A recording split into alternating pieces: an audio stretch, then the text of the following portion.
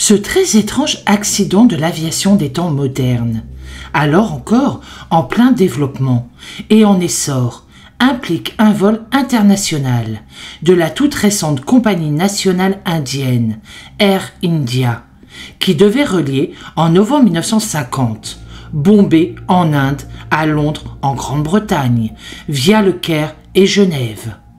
Pour des raisons inexpliquées, et alors qu'il s'apprête à y faire escale, l'avion va subitement disparaître des écrans radars de la tour de contrôle de l'aéroport international de Genève-Cointrin. En fait, il s'est écrasé quelques minutes auparavant sur le glacier des Bossons, côté français, à une altitude de plus de 4750 mètres. L'enquête judiciaire et technique, lancée aussitôt, le crash connu, va s'avérer longue et difficile. Déjà, les conditions d'approche des sauveteurs et des enquêteurs au plus près de l'épave sont dantesques en cette saison. Et en plus, aucune cause technique ou externe ayant pu entraîner le drame n'apparaîtra finalement clairement. Au final, jamais les causes réelles de ce drame terrible ne seront élucidées et rendues publiques. La faute la plus probable restera à jamais celle d'une dramatique erreur de pilotage.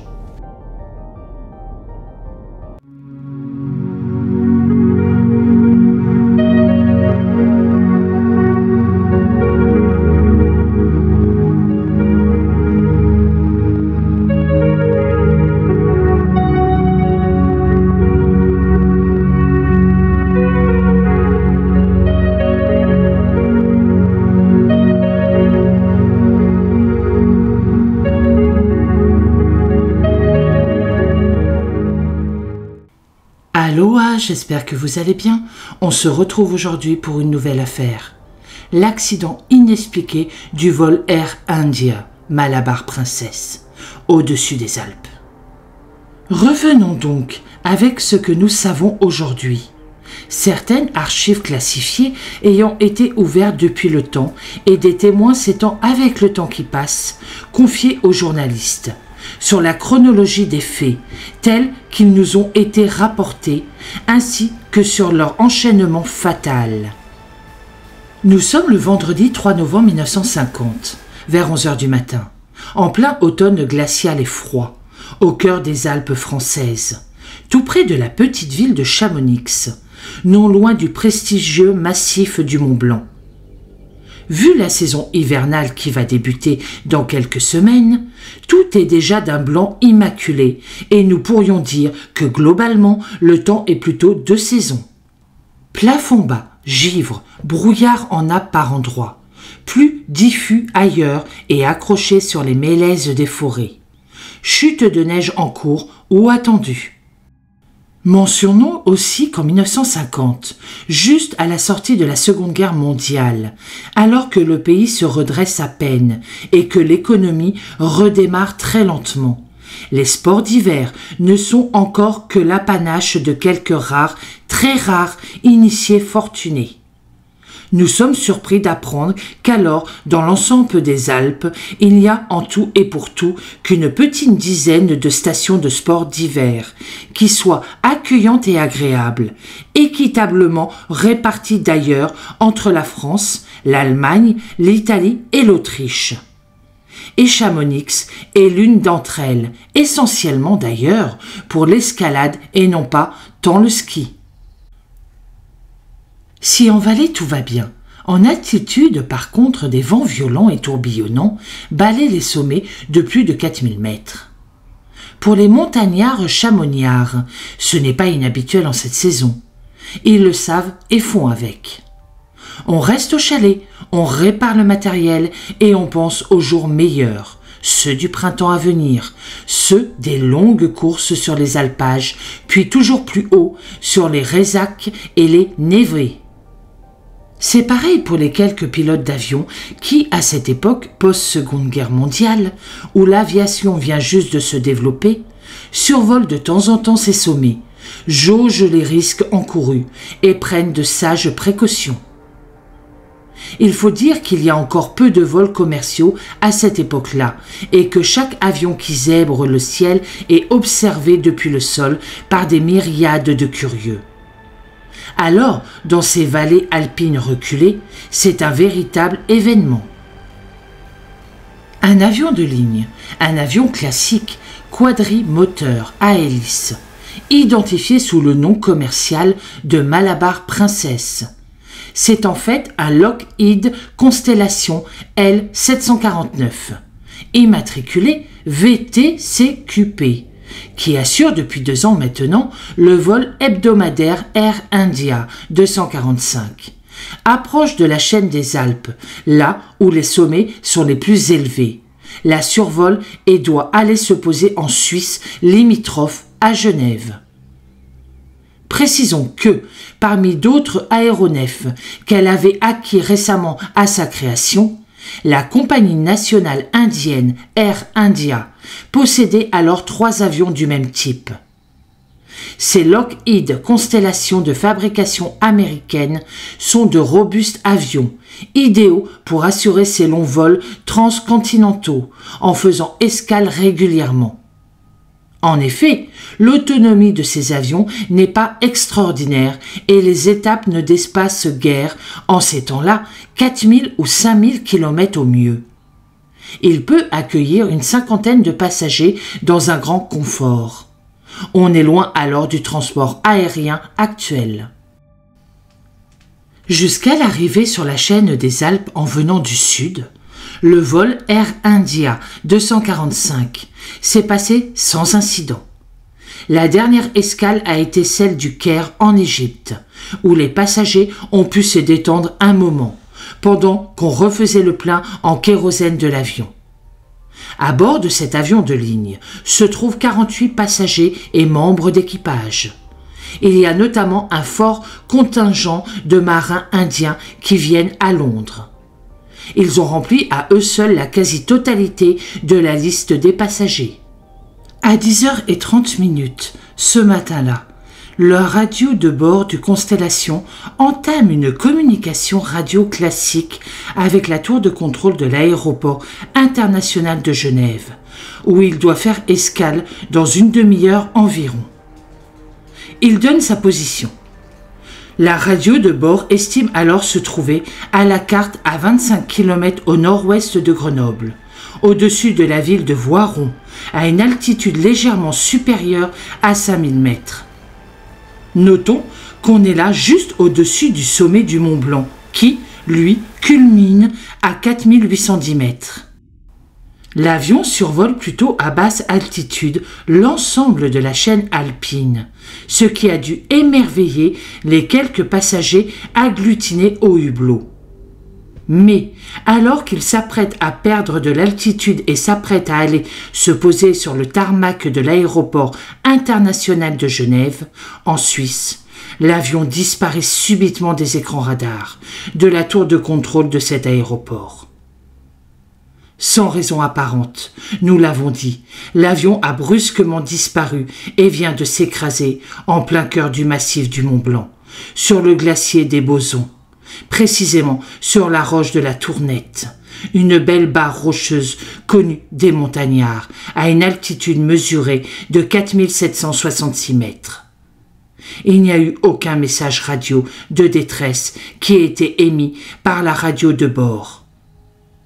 En bas en vallée, avec le mauvais temps et le vent, le plafond est bas et personne n'a rien vu ni entendu. L'aéroport international de Genève s'inquiète de ne plus avoir de nouvelles de cet avion prêt à atterrir. Au bout d'un moment, les autorités suisses déclenchent un plan de secours qui dépasse les frontières. Avec l'Italie, la France y est notamment associée. L'information est transmise à toutes les administrations des 3 pays, même si les plus concernés sont la France et la Suisse. Les autres vols passant par là, sur les routes aériennes de l'époque, sont mis en alerte et priés de donner toute information qu'ils seraient susceptibles de recueillir. Dans l'après-midi, il faut hélas se résoudre au pire des scénarios. L'avion, s'il avait atterri ailleurs, même en urgence, se serait signalé ou l'aurait fatalement été. De toute façon, on sait aussi que ses réserves de kérosène sont maintenant épuisées, puisqu'il devait refaire le plein en Suisse avant de redécoller pour Londres, sa destination ultime. Dès que le crash est confirmé et connu, au cours de l'après-midi de ce vendredi 3 novembre 1950, les secours français vont tenter de s'organiser. Des colonnes de secours composées de guides de haute montagne, alpinistes chevronnés et de gendarmes des unités de montagne de la région se préparent, s'équipent et vont commencer à monter à pied sur les lieux du drame. Mais le temps est exécrable et joue manifestement contre eux. Dans les aéroports internationaux de Genève et de Londres, les personnes qui attendaient des proches sont prises en charge par les autorités, qui ont la douloureuse tâche de les informer de la disparition de leurs proches. On ne parle pas encore de crash de l'avion, mais au fil des heures qui s'égrènent, on sent bien qu'il n'y a plus guère d'espoir. Il s'agit à l'époque de l'accident aérien le plus grave jamais survenu en France. Même si globalement, et nous l'avons déjà dit plus haut, l'aviation française et européenne n'en est qu'à ses débuts alors. Les avions d'alors sont quand même plus fragiles de conception qu'actuellement et la navigation aérienne ne répondait tout simplement pas aux mêmes règles de sécurité. Il y a des accidents, c'est vrai, mais qui ne freinent en rien l'essor de ce moyen de transport moderne. Précisons aussi qu'à cette date-là, les unités de secours en montagne, du type peloton de gendarmerie de haute montagne ou unité montagne de la CRS Alpes, n'existent pas encore en France. En réalité, elles ne verront le jour que 7 ans plus tard. Mais ce drame, suivi hélas par d'autres drames du même type, donnera finalement une impulsion décisive à leur création. Et il n'y a pas encore d'hélicoptères de montagne en service. D'ailleurs, même l'armée française en possède encore très peu. Là aussi, c'est un outil nouveau qu'on découvre à peine.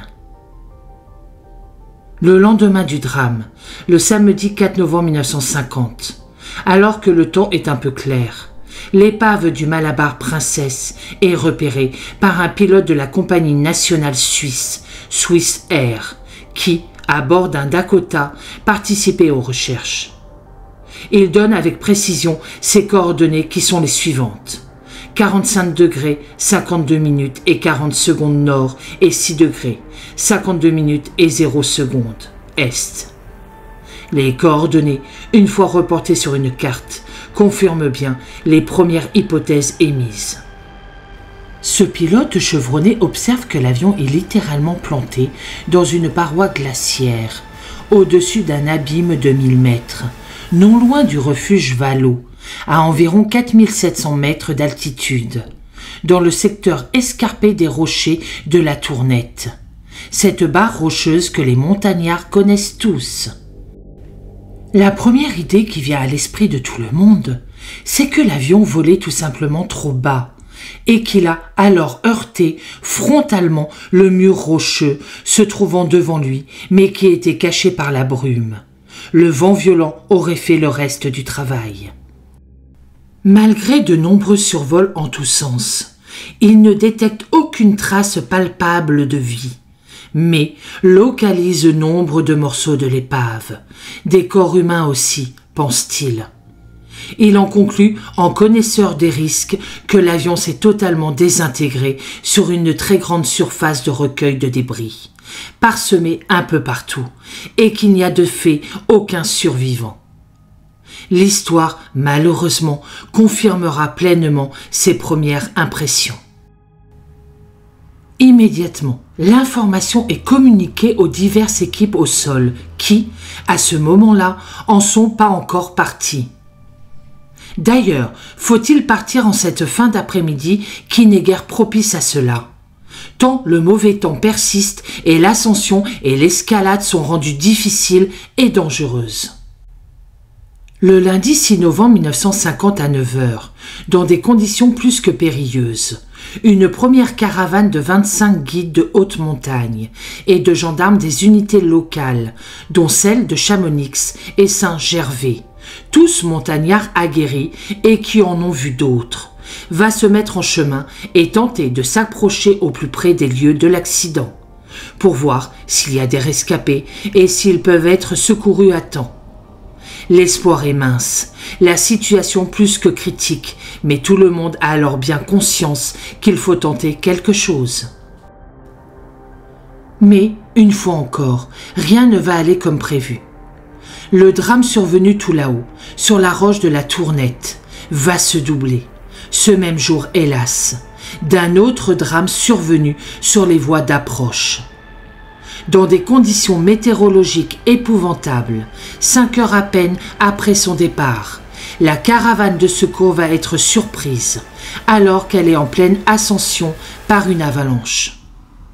L'incident dramatique se soldera par la mort d'un guide de haute montagne, moniteur de l'école de haute montagne, René Paillot, qui menait en tête cette patrouille de secours. La colonne, ce jour-là, n'ira pas plus loin et sera hélas contrainte à opérer un demi-tour. Mais à 13h, le même jour, 5 guides chevronnés de Saint-Gervais, tout à côté de Chamonix, passant outre aux précautions administratives qu'ils jugent personnellement bien futiles quand il s'agit de secours à personne, formaient une colonne réduite et se lançaient à nouveau à l'assaut des glaciers. Dans le groupe de 5 alpinistes ainsi réunis se trouve notamment l'adjudant-chef Punier de la brigade de gendarmerie locale. Sans le savoir encore, il écrira là l'une des toutes premières pages glorieuses du secours en montagne effectué par la gendarmerie. L'ascension est tout simplement dantesque, dès qu'ils ont quitté les voies d'accès traditionnelles depuis la vallée de Chamonix.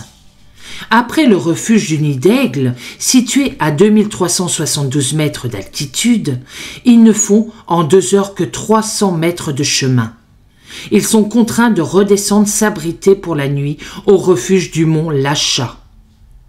C'est là qu'ils apprennent par téléphone le décès de leur collègue guide de montagne René Paillot.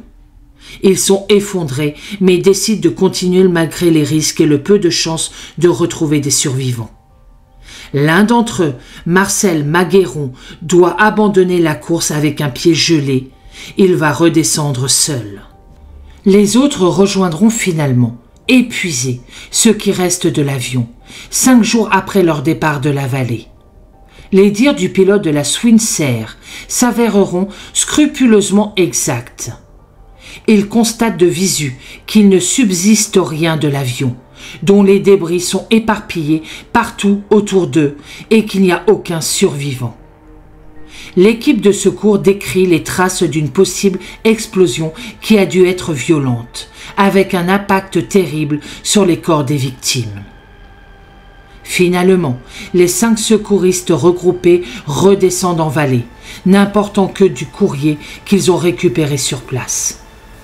À la suite du drame survenu lors du week-end, c'est le samedi 11 novembre 1950, le mauvais temps persistant, que le préfet du département de la Haute-Savoie prend un arrêté interdisant, pour le moment, toute nouvelle tentative d'approche de l'épave du Malabar Princess.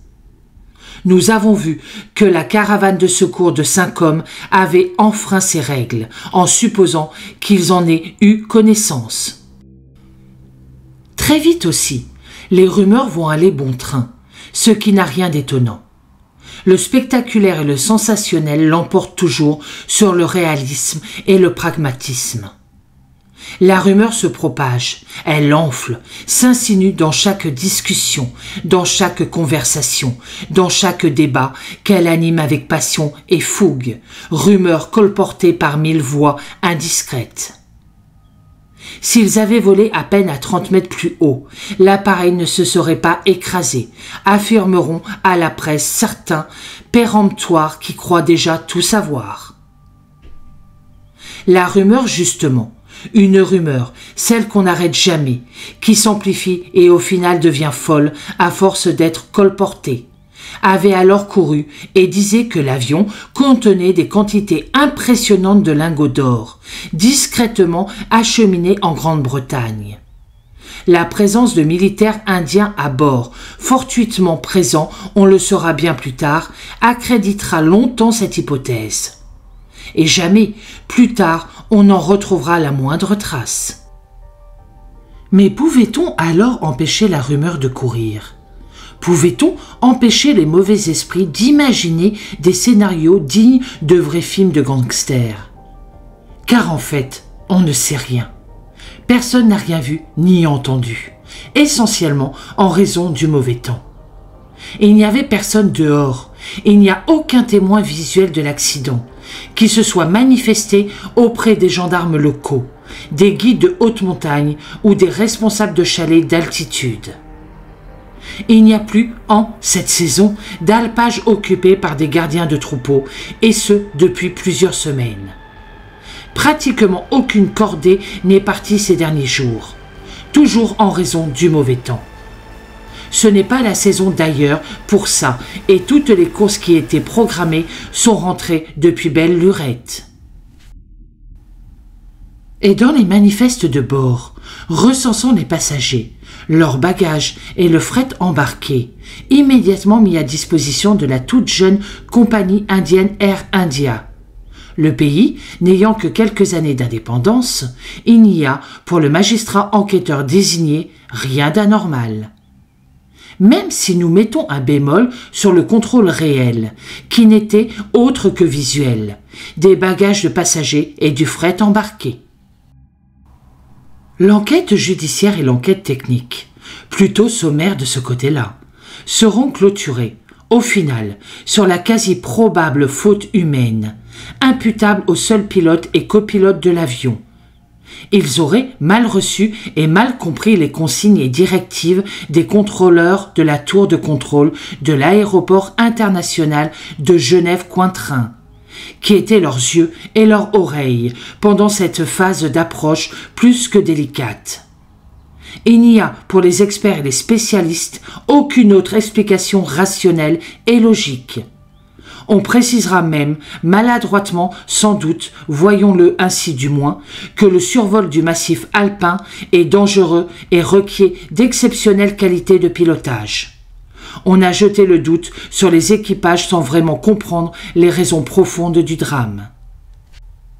Si l'on précise que les conditions de transmission radio de l'époque n'étaient sans doute pas ce qu'elles sont devenues aujourd'hui, et le mauvais temps qui recouvrait l'ensemble du massif, interdisant de fait d'apercevoir certains sommets, entièrement pris dans la gangue nuageuse, et que l'avion, au final, ne se trouvait peut-être pas en vol à une altitude si élevée que cela, tout peut expliquer le crash.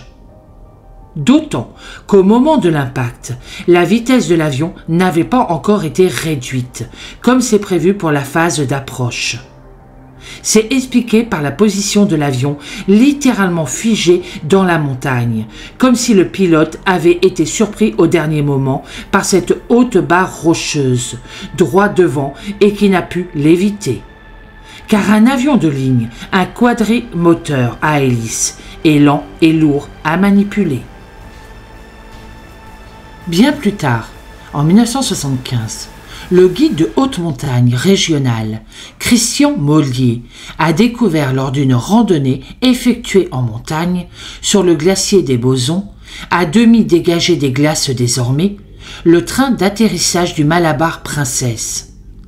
Un des moteurs de l'épave a aussi été retrouvé le 15 septembre 1989, toujours à la surface du glacier, là où la glace est devenue, au fil des décennies, bien moins épaisse, à 1900 mètres d'altitude, et un second moteur, localisé lui aussi, a finalement pu être extrait le 16 juin 2001 à 1500 mètres d'altitude, sur le même glacier français des Bosons.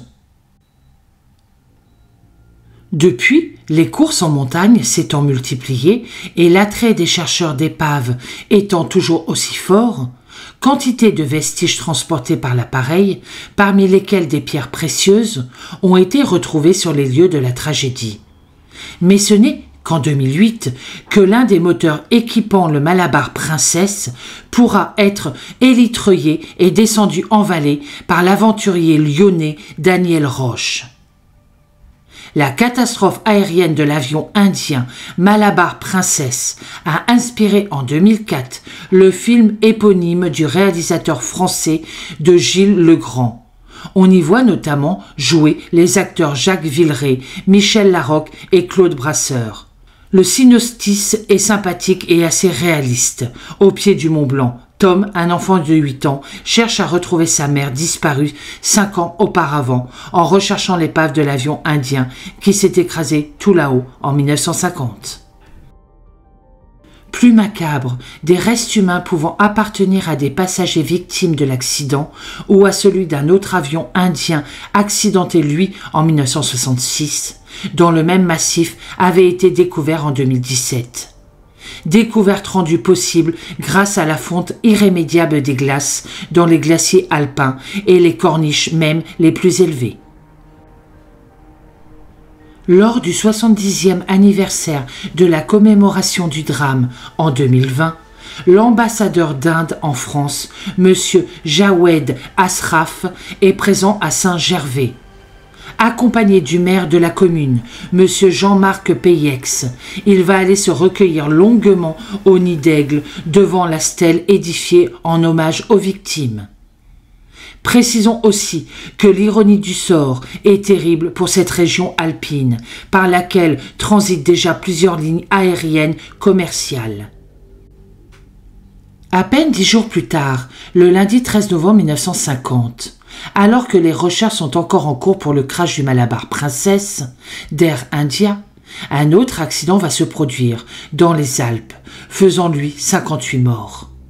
Un avion de type commercial DC-4 de la compagnie d'aviation Curtiss-Wade heurte violemment la montagne dans le massif du Dévolu, à une altitude de 2790 mètres. Des 7 membres d'équipage et des 51 passagers, dont 40 Canadiens, qui revenaient d'un pèlerinage à Rome, aucun malheureusement ne survit. Sans rien préjuger d'avance, on estime que le pilote n'a pas non plus vu la montagne. Les secours sont cette fois-ci plus aisés à intervenir, l'altitude et le relief n'étant pas le même.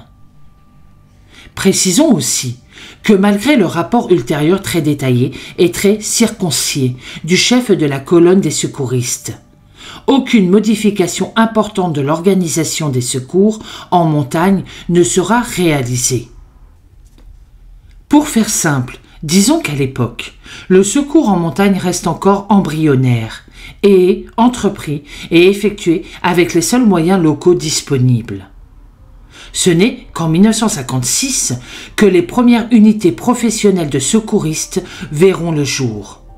Ce seront le peloton de gendarmerie de haute montagne, le PGHM, et la première compagnie de CRS des Alpes, la CRS Alpes, unité que nous connaissons tous et qui existe toujours encore, plus professionnelle que jamais. Et pour clore cet exposé, ajoutons que le lundi 24 janvier 1966, c'était au tour du Boeing 707, baptisé Kong Jen Junga, lui aussi propriétaire de la compagnie d'aviation Air India, qui effectuait la liaison transcontinentale Air India 101 de Bombay à New York via l'Europe, de s'écraser sur le même glacier des Bosons, à environ 4750 mètres d'altitude, avec là un nombre plus important de victimes, puisque 117 passagers et membres d'équipage y trouveront la mort.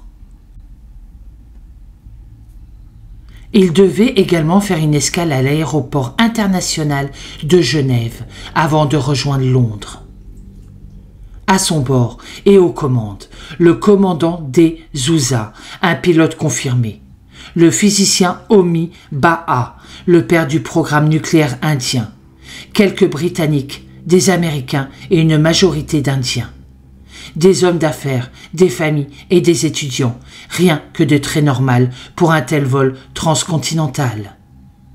Les résultats de l'enquête seront, grosso modo, identiques à celles qui ont conclu l'effraison de l'accident du Malabar Princess en 1950. Notons quand même des similitudes troublantes dans ces deux accidents. Ce nouveau drame qui frappe une seconde fois la compagnie nationale Air India fera l'objet d'une autre enquête, tant les rumeurs les plus folles courront à nouveau. C'est la fin de cette affaire tragique.